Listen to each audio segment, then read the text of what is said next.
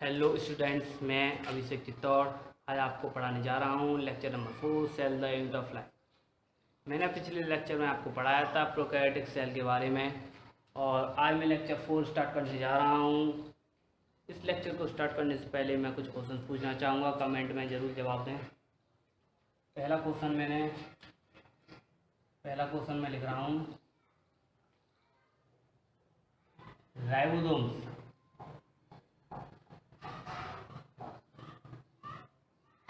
सब यूनिट के बारे में, राइबोसोम्स की कौन कौन सी सब यूनिट्स होती हैं इन प्रोकैरियोटिक सेल्स में। मैंने आपको डिफरेंस भी पढ़ाया था एनिमल सेल्स और प्लांट सेल्स में और यूकैरियोटिक एंड प्रोकैरियोटिक सेल्स में। Then second question is 80S type ribosomes कौन से सेल्स में पाए जाते हैं। Third, presence of a cell wall is a characteristic of which cell. Mean cell wall किस सेल में पाए जाते हैं। फोर्थ क्वेश्चन, एक्सटेंसिव कंपार्टमेंटलाइजेशन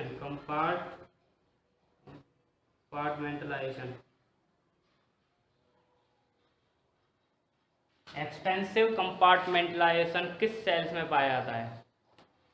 इन क्वेश्चंस का कमेंट बॉक्स में आंसर लिखें। चलिए स्टार्ट करते हैं लेक्चर नंबर। चलिए मैं आपको इस लेक्चर में पढ़ाऊंगा यूकैरियोटिक सेल।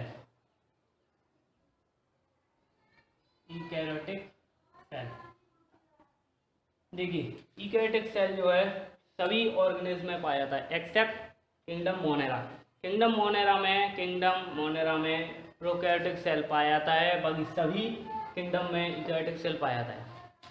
यहाँ तक कि कुछ प्रोटिस्टा होते हैं, प्रोटिस्टा मीन्स प्रोटोजोआ उनमें भी यूकैरियोटिक सेल पाया जाता है। प्रोटोजोआ क्या होते हैं? प्रोटोजोआ होते हैं single cell eukaryotic organism.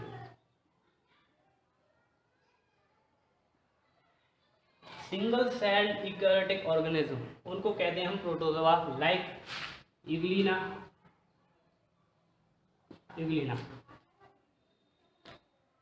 Eukaryotic cell में हम जानते हैं, हम यहाँ पे एनिमल और प्लांट सेल के बारे में डिफरेंस नहीं करेंगे कि प्लांट सेल में हमें जानते हैं कि सेल वॉल पाई जाती है, लेकिन एनिमल सेल में सेल वॉल नहीं पाई जाती। तो इस बेसिस पे हम बात नहीं करेंगे, हम बात करेंगे सिंपल बेसिक यूकैरियोटिक सेल में क्या क्या कंपोजिशन होती है, क्या क्या उसका मैटर होता है, उसके बारे में हम सेपरेटली एक एक पॉइंट्स पढ़ेंगे। तो चलिए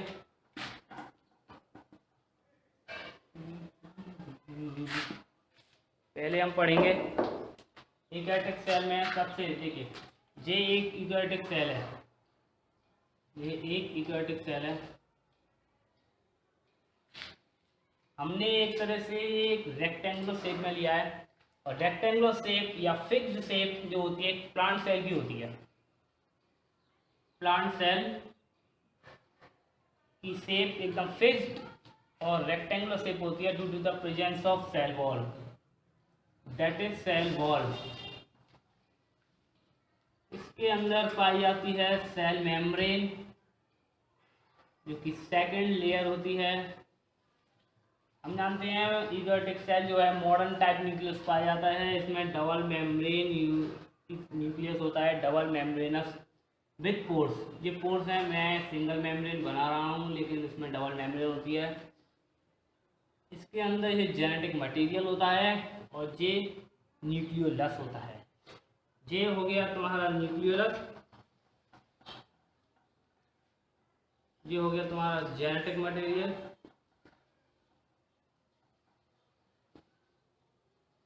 ये न्यूक्लियस, इसको हम न्यूक्लियर मेम्ब्रेन बोल सकते हैं।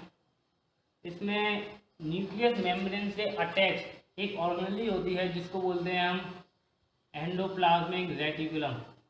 ऐसा कुछ टाइप में होता है, एकदम नेटवर्क लाइक फैला हुआ होता है न्यूक्लियस की मेम्ब्रेन से अटैच होके सीधा सेल वॉल, सेल मेम्ब्रेन से अटैच होता है। ये होता है endoplasmic reticulum, endoplasmic reticulum. Next एक गोल्गी कॉम्प्लेक्स होता है, यहाँ इधर साइड गोल्गी कॉम्प्लेक्स, जो कि एकदम सिस्टम ही लाइक होता है। इसके दो फेजेस होते हैं, आगे बात करेंगे। ये होता है गोल्गी कॉम्प्लेक्स,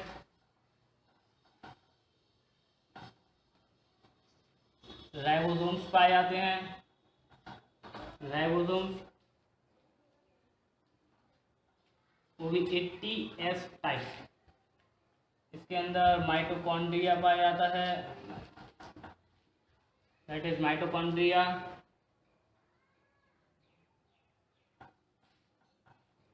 इसमें mRNA होता है,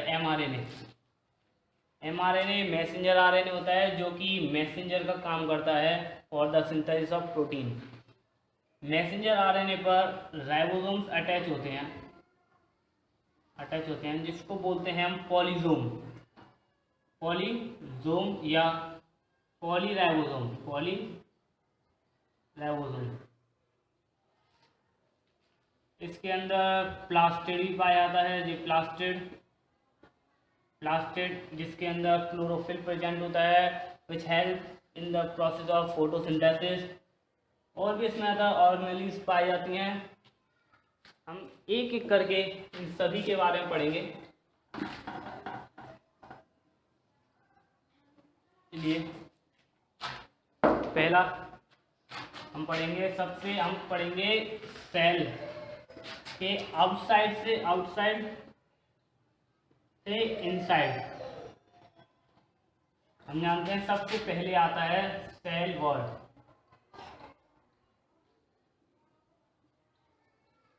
Cell wall is the outer membrane of eukaryotic cell. It is present in the plant cell and it is fixed in shape. Fixed shape होती है, मतलब ये एक सेल को फिक्स्ड शेप प्रोवाइड करती है। इसका प्रोटेक्टिव फंक्शन होता है। चलिए एक एक point. They provide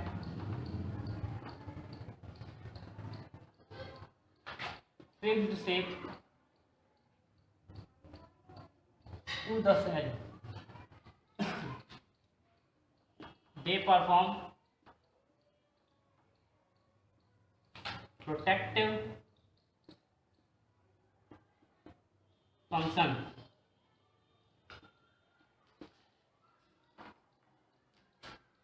cell wall के दो सेल्स होते हैं, दो सेल्स के बीच में outermost layer cell wall होती है। सेल वॉल के बीच में एक लेयर होती है जिसको बोलते हैं हम मिडल लेमेला। मिडल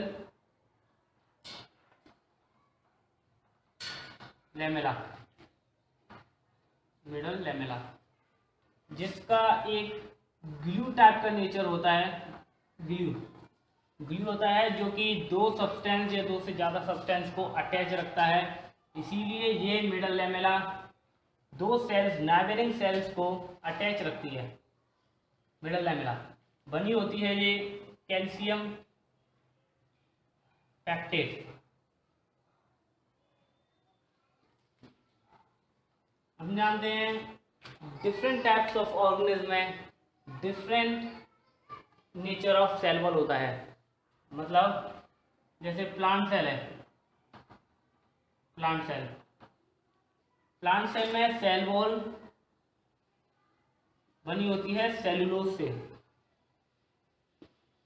और हेमी सेलुलोज।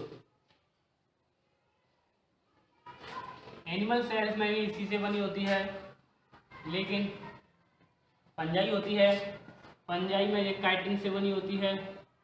ऐसे डिफरेंट टाइप के ऑर्गेनिज्म होते हैं जिनमें different composition of cell wall होता है। सेल वॉल दो सेल्स के बीच में मटेरियल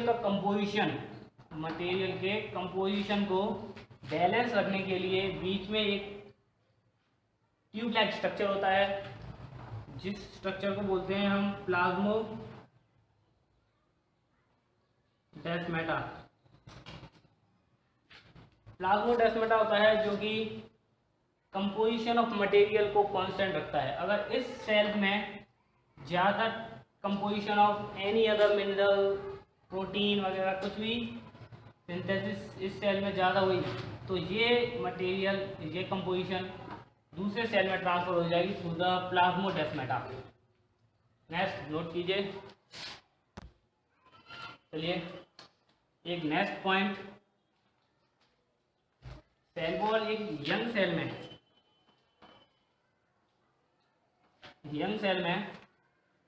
सेल वॉल को कहते हैं हम primary wall which perform growth. Primary wall एक फ्लेक्सिबल टाइप होती है जो कि ग्रोथ को परफॉर्म करती है। आफ्टर मैच्योरेशन, जैसे ही इसका मैच्योरेशन हो जाता है, दिस प्राइमरी वॉल डीजनरेट और disintegrate and form a second wall। ये कुछ पॉइंट्स हैं सेल वॉल के फेवर में। चलिए नेक्स्ट देखते हैं सेल मेम्ब्रेन। सेल मेम्ब्रेन जो है सेल वॉल के बाद मिडल अंदर सेल के इनर साइड में पाई जाती है। Second cell membrane.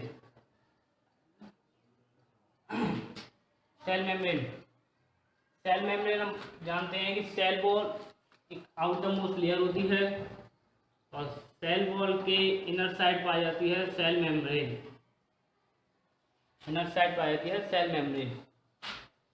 After the discovery of electron microscope 1900 के अप्रॉक्स में सेल मेम्ब्रेन का स्ट्रक्चर स्टडी किया गया। कई सारे मॉडल दिए गए सेल मेम्ब्रेन के स्ट्रक्चर के ऊपर।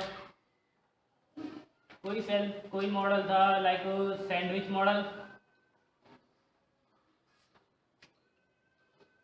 मॉडल और एक यूनिट मेम्ब्रेन मॉडल, और एक 1927 में एक बहुत ही बढ़िया सटीक मॉडल जो दिया गया वो singer and Nicolson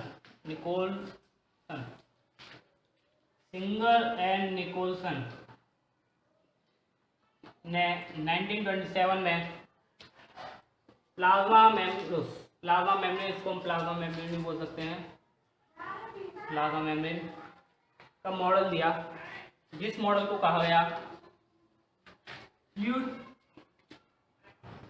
Mosaic model.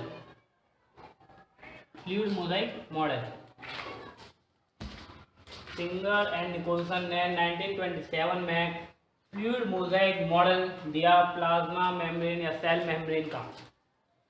इस मॉडल में क्या बताया गया? इस मॉडल में बताया गया कि सेल मेम्ब्रेन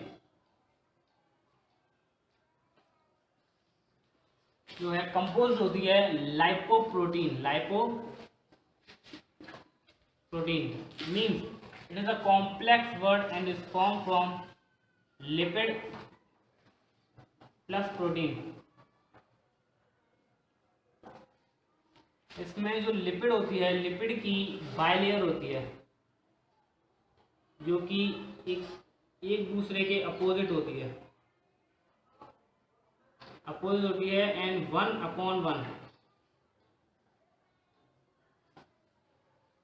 लाइक ये हम जानते हैं कि लिपिड की दो पार्ट्स होते हैं, एक होते हैं हाइड्रोफोबिक, एक होता है हाइड्रोफिलिक। हाइड्रोफिलिक होता है जी hydrophilic philic means hydro loving, मतलब ये पोलर होते हैं, पोलर हेड होता है, और ये हाइड्रोफोबिक मतलब वाटर से दूर भागने वाले, जो होते हैं non polar tail, non polar tail. ये इस प्रकार अरेंज होते हैं, ये सेल वॉल पूरा सीक्वेंस ऐसे ही होता है,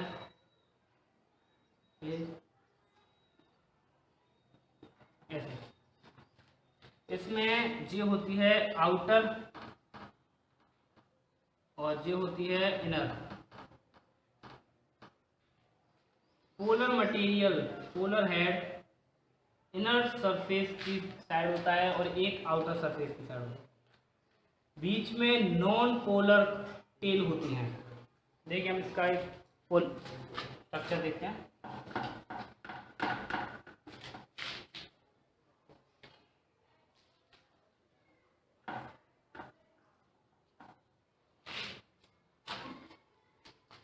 ये पोलर हेड, ये polar head, non polar tail, non polar tail, polar head, polar head, non polar tail, non polar tail, polar head. ऐसे ही ये पूरे सीक्वेंस सेम होता है, कुछ अलग नहीं होता है। ये है पोलर पार्ट, पोलर हेड। ये है नॉन पोलर टेल।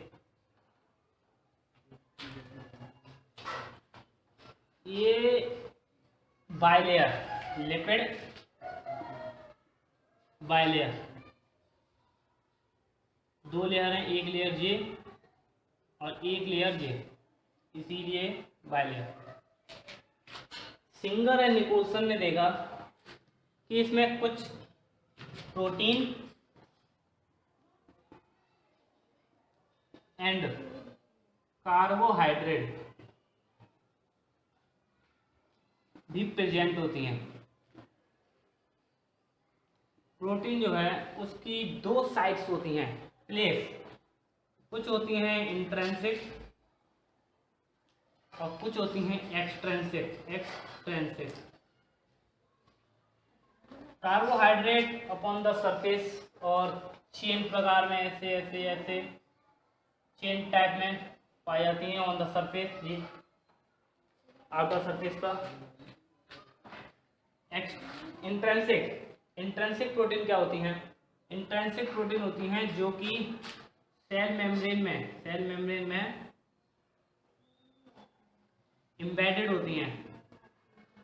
एम्बेडेड मतलब सेल मेम्ब्रेन में ढसी हुई होती हैं। ये दो प्रकार से हो सकती हैं, या फिर पार्शियली या टोटली, या पार्शियली। एक्सट्रिंसिक प्रोटीन होती हैं जो कि ऑन द सरफेस पर प्रेजेंट होती हैं। ये दो टाइप्स ऑफ प्रोटीन्स होती हैं, इंट्रिंसिक, एक्सट्रिंसिक। इंट्रिंसिक होती हैं जो कि पार्शियली या टोटली एम्बेडेड होती हैं सेल मेम्ब्रेन में। जैसे ये एक मॉडल हो गया और ये बीच में एक प्रोटीन हो गई, ये प्रोटीन हो गई। अब ये प्रोटीन जो है ये है तुम्हारी इंट्रिंसिक प्रोटीन, मतलब पार्शियली और totally embedded in the lipid bilayer, ये होती है इंट्रिंसिक प्रोटीन। कुछ ऐसे ही आउट सरफेस पर ऑन द सरफेस पाई जाती हैं। ये है तुम्हारी एक्सट्रिंसिक प्रोटीन। नेक्स्ट प्रोटीन जो इंट्रिंसिक प्रोटीन होती हैं वो बाइलेटरल, या हम कहते हैं लेटरल मूवमेंट शो करते हैं।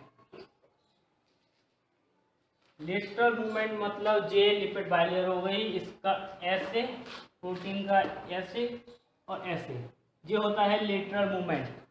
ये मूवमेंट शो करती हैं, और ये मूवमेंट ये बताता है कि जो लिपिड बाइलेयर जब सेल मेम्ब्रेन होती है उसका नेचर एकदम फ्लूइडिटी वाला होता है, फ्लूइडिटी एकदम फ्लूइड टाइप होता है, फ्लूइड टाइप होता है। नेक्स्ट चलिए इसको ऑफ करते हैं। चलिए देखते हैं अब इसके कुछ फंक्शंस देखते हैं। सेल मेम्ब्रेन के क्या फंक्शंस होते हैं इन द सेल। कुछ तो फंक्शन होंगे इसके जो कि सेल्स के एक्सिस्टेंस को बताता है। कुछ फंक्शन इसका एक ही होता है, वो होता है ट्रांसपोर्ट ऑफ मिनरल्स और आयंस। कोई भी मैटर होता है one cell to another cell, outside the cell to inner side cell, perform by cell membrane. और ये ट्रांसफ़र जो होता है टू टाइप्स का होता है। जैसे अगर किसी एक देश से दूसरे देश पर किसी ऑब्जेक्ट को या किसी मटेरियल को ले जाना हो तो ट्रांसपोर्टर लगे होते हैं। ऐसे ही फंक्शन इसका जो होता है वो होता है ट्रांसपोर्ट सिस्टम, ट्रांसपोर्ट। अब जो ट्रांसपोर्ट होता है मिनरल्स का, वाटर का, कोई अलग मटेरियल आया, ट्रांसपोर्ट इसका एक फंक्शन होता है जिसमें टू टाइप्स ऑफ ट्रांसपोर्ट होते हैं। एक होता है एक्टिव ट्रांसपोर्ट और दूसरा होता है पैसिव ट्रांसपोर्ट।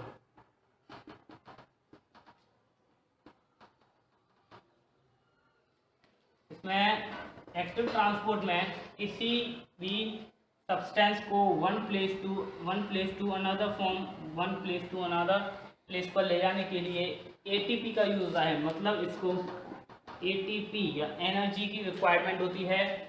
इसको हम अपहिल ट्रांसपोर्ट भी बोलते हैं, अपहिल। अगर तुम किसी पहाड़ पर नीचे से ऊपर जाओ एनर्जी यूज होगी, इसीलिए लाइक दैट अपहिल ट्रांसपोर्ट बोला गया है इसको। एक्टिव ट्रांसपोर्ट इसीलिए इसे कहते हैं। ये जो होता है ये तुम्हारा लोअर कंसंट्रेशन सॉल्यूशन से हायर कंसंट्रेशन सॉल्यूशन की ओर जाता है। मतलब हम जानते हैं कि लोअर कंसंट्रेशन सॉल्यूशन से हायर कंसंट्रेशन सॉल्यूशन की साइड जा रहा है तो इस पर एटीपी का यूज होगा। इसका एग्जाम्पल, बेस्ट एग्जाम्पल जो है वो है सोडियम पोटेशियम पंप, जो कि नर्व इम्पल्स के दौरान एक्सोन में क्रिएट होता है। एक्सोन में प्रेजेंट होता है ये, जो कि जिसमें 3 सोडियम को आउटसाइड निकालता है ये सोडियम पोटेशियम पंप, और 2 पोटेशियम को अंदर की साइड लेता है, जिससे बाहर चार्ज हो जाता है पॉजिटिव, अंदर हो जाता है नेगेटिव। इसको हम बाद में बात करेंगे। पैसिव ट्रांसपोर्ट किसे कहते हैं। पैसिव ट्रांसपोर्ट में कोई भी एनर्जी का रिक्वायरमेंट नहीं होता। इसमें higher concentration to lower concentration का मूवमेंट होता है पार्टिकल्स का। इसका एक एग्जांपल है ऑस्मोसिस। हम जानते हैं ऑस्मोसिस में हम हाइपोटोनिक सॉल्यूशन में ले जाते हैं। मतलब एक हायर कंसंट्रेशन से लोअर कंसंट्रेशन की साइड मॉलिक्यूल्स का मूवमेंट होता है। और इसका एक और एग्जांपल, कुछ चार्ज्ड प्रोटीन्स होते हैं, पोलर मॉलिक्यूल्स होते हैं जो कि ट्रांसपोर्ट नहीं हो पाते सेल मेम्ब्रेन से, उनके लिए प्रोटीन चैनल्स प्रेजेंट होते हैं। उन प्रोटीन चैनल्स के द्वारा ट्रांसपोर्ट ऑफ मॉलिक्यूल्स होता है, जिसमें कुछ फैसिलिटेटेड ट्रांसपोर्ट भी होते हैं। उसको हम नेक्स्ट चैप्टर में बात करेंगे प्लांट ट्रांसपोर्ट पे। हम और ऑस्मोसिस हो गई। नेक्स्ट, अगर हम वाटर के केस में बोलते हैं ऑस्मोसिस। प्रोटीन चैनल्स होते हैं, प्रोटीन चैनल जो कि इंट्रिंसिक प्रोटीन जो होती है वही प्रोटीन चैनल को बनाते हैं। ये कुछ फंक्शंस हैं प्लाज्मा मेम्ब्रेन और सेल मेम्ब्रेन के, तो इसको पढ़ लें, बहुत पूछे जाते हैं कंपटीशन लेवल में भी। चलिए, थैंक यू।